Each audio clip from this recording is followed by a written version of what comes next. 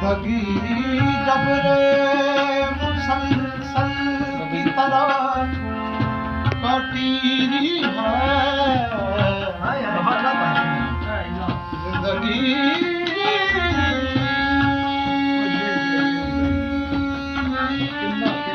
sir जी सामने आया कि मैं ना ਤੁਹਾਨੂੰ ਇੱਕ ਸ਼ਹਿਰ ਤੋਂ ਤੁਹਾਡੇ ਬਿੱਲ ਆਉਣਾ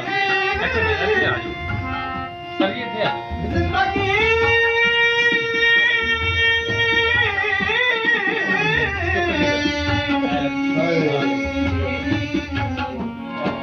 जिंदगी जब रे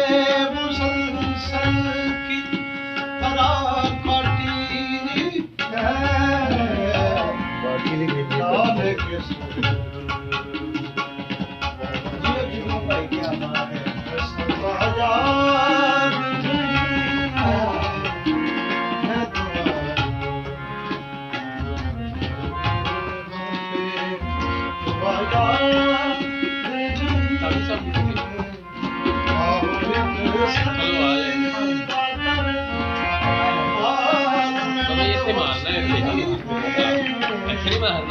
ਇੱਥੇ ਮਾਰੇ ਨਾ ਮਰ ਜਾਂਦੇ ਇੱਥੇ ਬੱਚੇ